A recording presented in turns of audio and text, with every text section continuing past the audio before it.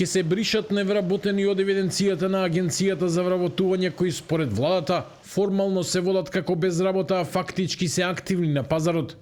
Со законските измени, државата најавува чистење на списокот од луѓе кои се дел од сивата економија, со цел официјалната стапка на невработеност за прв пат да се спушти под 10%.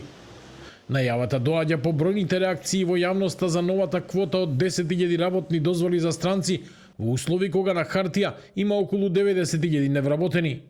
Сепак, за сега останува отворено прашањето како институциите ќе ги идентификуваат оние што работат на црно. Со новите законски измени делот барателите на работа ќе бидат избришани, бидејќи се на некој начин присутни во полуформалната и неформалната економија. Така што очекувам за прв пат да имаме едноцифрен број проценти невработеност. Мислам, тоа е дел од реформската агенда и усогласување со реформската агенда. Не е тоа нешто што ние го правиме еднострано.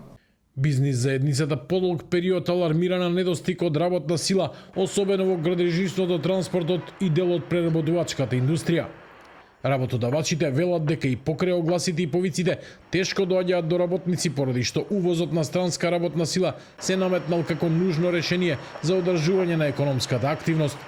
Токму затоа владата завчера ја зголеми квотата на 10.000 работни дозволи за странци за годинава.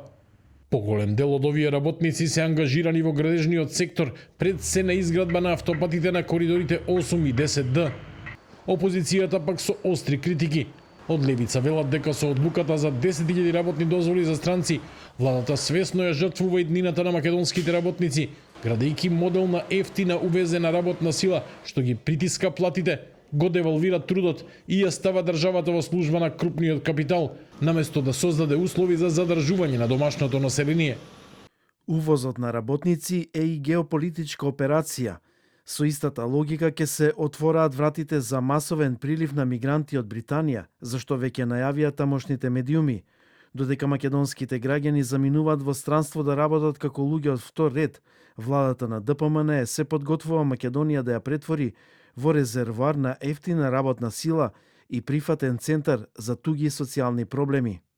Премиерот Мицковски тврди дека оваа квота е резултат на барањата на странските комори и работодавачите и дека оваа бројка не отстапува ако се спореди со бројките од минатите години.